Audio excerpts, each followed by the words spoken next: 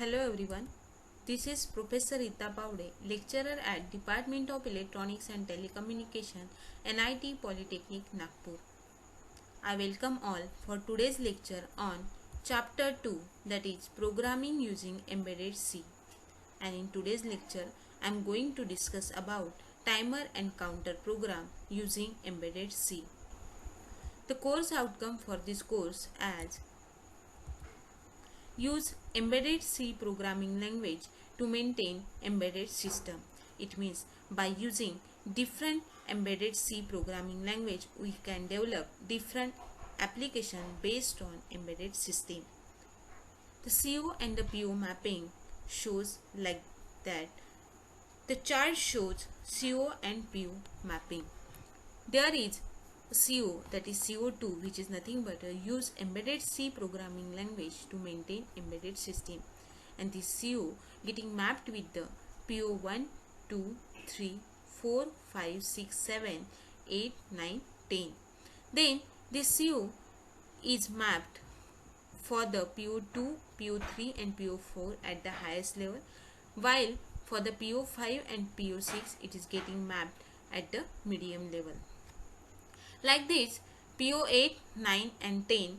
So, to develop a program, we need to communicate with each other, and it is a lifelong learning system. So, it is getting mapped with the PO9 and 10 at the highest level, while for the PO8, it is getting mapped for the learning outcome for this course as develop algorithm, flowchart and C program for the given delay using timer or counter with a microcontroller. By using timer or counter, we will develop a program for the given delay using microcontroller. Prerequisites as in the last lecture we were studied about programming using arithmetic and logical operators and understand how to use the operators for different operands. So, let's start with the new program that is depend on the let's start a new program depends on given delay using timer or counter. We will consider here the timer, and there are mainly three types of timer, that is timer 0, timer 1 and timer 2. Right? This timer 0 is considered as a timer 0 mode 0, timer 1 mode 1 and timer 2 mode 2. Okay? So, before going to start to write down the program, first we have to know about the duty cycle. So, what is duty cycle? Duty cycle, it is nothing but T on upon T on plus T off. So, what is T on? What is T off? Here, we are going to generate square wave. So, how to generate square wave using embedded C? Using embedded C, right? So, we are having a one square wave.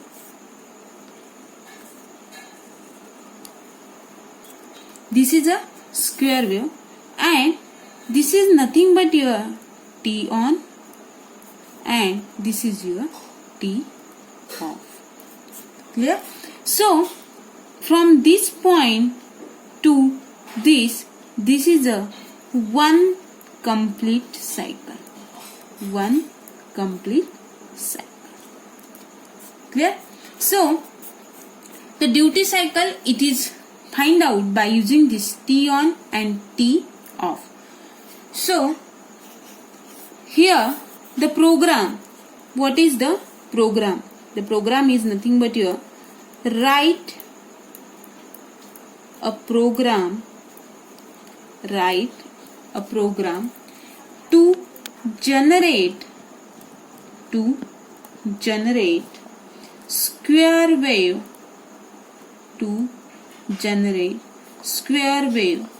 of frequency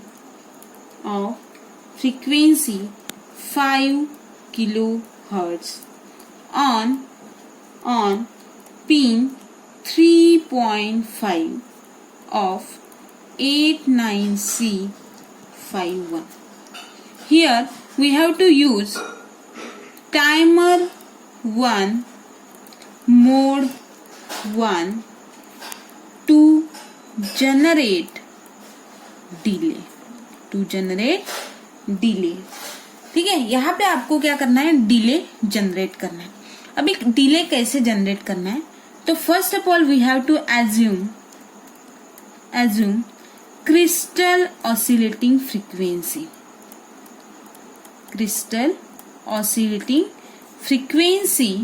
Actually this is used to generate the square wave and it is nothing but denoted by XTAL is equals to 11.059 megahertz. Clear? 059 megahertz.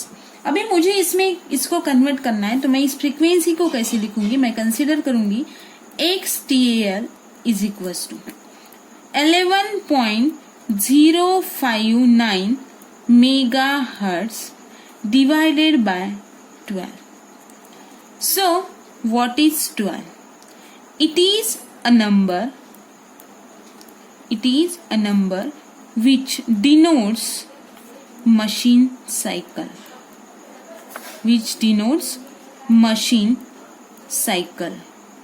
Clear? We have to calculate this. After calculation we will get 0.9216 into 10 to the power 6, that is 921.6 into 10 to the power 3, that means 921.6 kilohertz. So what frequency we are having? That is XTAL is equals to 921.6 kilohertz. Then we are going to find out the frequency. Here we are having the one frequency, that is the 5 kilohertz. That is 5 kilohertz. We will consider it as a F out because we have to generate that on that frequency square wave. So it is considered as F out is equals to 5 kilohertz. F out is equals to 5 kilohertz. Here we are having the formula, that is F is equals to 1 upon T. That is frequency is equals to 1 upon time. So we have to calculate the T. We will consider it as a T out is equals to 1 upon F out. Clear? तो यहाँ पे मैं put करूंगी, मुझे क्या value है, 1 upon 5 kilohertz मतलब 5 into 10 to the power 3. 5 into 10 to the power 3. तो मुझे क्या इक्वेशन मिलेगा, 0.2, ठीक है, इंटू 10 to the power -3. ये चला जाएगा यहाँ पे -3 और यहाँ पे अपन अगर मैंने इसको -3 को फिर से -3 से लिखा तो मेरे पास कितना हो जाएगा, 0.2 इंटू 10 to the power -6 बराबर है. ये कब होगा, ये तो पहले -3, ये रहा पहले -3. अगर मैं इस पॉइंट्स को थोड़ा यहाँ पे शिफ्ट करूंगी तो यहाँ पे मैंने लिया 200 into 10 to the power -3 to -3 तो मेरे पास मिलेगा 200 into 10 to the power -6, that is 200 microsecond. Clear? तो मुझे क्या मिला, T out is equals to 200 microsecond. Now I have to find out the delay. So for the delay there is a formula, n is equals to number of cycles T out by T in. T out by T in. तो सबसे पहले मेरे पास T out तो है, T out को अगर मैंने 2 में डिवाइड किया तो T out को मैं यहाँ पे लिखूंगी 200 microsecond divided by 2 is equals to 100 microsecond बराबर है। टी आउट मतलब आउटपुट में आप लोगों को क्या मिलेगा, एक T out, it is nothing but the combination of T on and T of. Clear. तो आप लोगों का अगर टी आउट 200 माइक्रोसेकेंड है तो मैं इन दोनों में अगर इसको डिवाइड करती हूँ तो 100 माइक्रोसेकेंड प्लस 100 माइक्रोसेकेंड। क्लियर। तो आप लोगों को अभी टी आउट की वैल्यू पता चल गई। टी आउट की वैल्यू कितनी मिली अपने को, 100 माइक्रोसेकेंड, 100 माइक्रोसेकेंड। और अपन टी इन को कंसीडर करेंगे दैट इज 1.085। टी को कंसीडर करना है 1.085। यहाँ पे लिखो assume T in is equals to 1.085। So n is equals to value मिलेंगे अपने को 92.16 दैट इज 92। क्लियर। ये हो गया। उसके बाद में आप लोगों को क्या करना है कैलकुलेशन में, यहाँ पे ध्यान में रखना है कि जब भी मैं यूज करूंगी टाइमर 0 मोड 0 तो मैं कैलकुलेट करूंगी यहाँ पे 819.2 माइनस n से इसको। उसके बाद में अगर मेरे पास टाइमर 1 मोड 1 है तो मैं यहाँ पे यूज करूंगी 65536 माइनस n। और अगर मैं यूज कर रही हूँ टाइमर 2 मोड 2 तो मुझे लिखना पड़ेगा यहाँ पे 255 माइनस n। तो यहाँ पे मेरा कौन सा टाइमर है, टाइमर 1 मोड 1। टाइमर 1 मोड 1 तो मैं यहाँ पे क्या लिखूंगी 65536। तो मैं यहाँ पे लिखूंगी mode 1 is equals to 65536 minus n। 65536 minus n यहाँ पे करेंगे कैलकुलेट। अपने पास 65536 माइनस 92 तो कितना आता है, यहाँ पे कैलकुलेट करना है बाय यूजिंग कैलसी। तो यहाँ पे आता है 65544। ठीक है, 65444 to the base 10 to the base 10। इस डेसिमल को मुझे कन्वर्ट करना है हेक्सा में तो मेरे पास वैल्यू आएंगी FFA4 to the base H।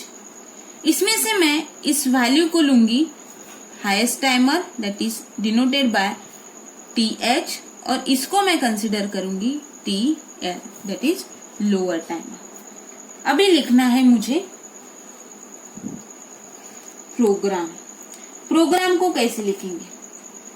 तो यहाँ पे आप लोग क्या दे रहे हो, डिले। यहाँ पे आप लोग दे रहे हो डिले तो मुझे प्रोग्राम की स्टार्टिंग करनी पड़ेगी #include register 51.h register 51.h। यहाँ पे आपकी मेन फाइल है क्या, नहीं, तो मैं यहाँ पे क्या दूंगी void delay। Okay, void delay देने के बाद आप लोगों का जो डेटा है वो कौन से पिन नंबर पे है, 3.5। पिन नंबर 3.5 मतलब it is nothing but your port 3। तो यहाँ पे आपको लिखना पड़ेगा S बीट, जो डेटा है वो S bit data bit is equals to कहाँ पे P। अभी यहाँ पे पॉइंट नहीं लिख सकते इसलिए यहाँ पे एक साइन है P3.5। अभी आएगा आपका void main। अभी आएगा क्या, void main। उसके बाद में करली ब्रैकेट ओपन। अभी यहाँ पे आपको क्या लेना है, एक ही टाइमर लेना है तो आप यहाँ पे अनसाइन कैरेक्टर भी कितने लोगे, अनसाइन कैरेक्टर ए। अगेन वाइल का एक ऑपरेशन अपन लूप लेंगे। उसके बाद में फर्स्ट ऑफ ऑल मुझे डिले देना है मतलब मेरा शिफ्ट होगा। यहाँ पे 0 है तो 1 पे आ जाएगा, 1 पे है तो 0 पे आ जाएगा, मतलब शिफ्ट हो जाएगा। तो मैं ए को अगर कंसीडर करूंगी तो आपको एक अपन ने कॉम्प्लीमेंट के साइन के लिए एक यूज किया था, तो इसलिए मुझे कितने सेकंड का मैं यहाँ पे डिले दे रही हूँ ये मुझे कंसिडर करना पड़ेगा। और अगर मैं इसको शिफ्ट कर रही हूँ तो मेरा यहाँ पे क्या हो जाएगा, 1 का 0, 0 का 1, बराबर है, 1 का 0 और 0 का 1। क्लियर। तो इसके लिए अपन ने एक वंस कॉम्प्लीमेंट में साइन देखा था जिसको अपन डिनोट करते थे इससे। सेम ऐसे ही ए ऑफ यहाँ पे आपको क्या करना है, क्लोज। अभी मुझे डिले फाइंड आउट करना है, तो डिले के लिए मैं यहाँ पे यूज करूंगी क्या, void delay. Void delay, delay किसका है, टी मॉड। मोड कौन सा है, टाइमर का। T mod is equal to, मैंने डिले लिया 0x10, 0x10। तो अपन ने यहाँ पे फाइंड आउट किया था TH एंड TL की, बराबर है। पूरे टाइमर में एक तो हायर टाइम होगा या फिर लोअर टाइम होगा, उसको अपन कैलकुलेट करेंगे। TH1 is equal to 0xFF और TL1 is equal to 0xA4। Then एक रजिस्टर देंगे टाइमर का, TR1 is equal to 1, TR1 is equal to 0। जब TR1 इज इक्वल टू 1 भी हो सकता है, 0 भी हो सकता है, एट दैट टाइम आपका टाइमर का फ्रीक्वेंसी जो होगा वो रहेगा 0। तो यहाँ पे आपको एक डिले निकालना है। ये आपको तभी करना है अगर आपको प्रोग्राम में डिले को फाइंड आउट करने के लिए बोला होगा तो, टू फाइंड डिले।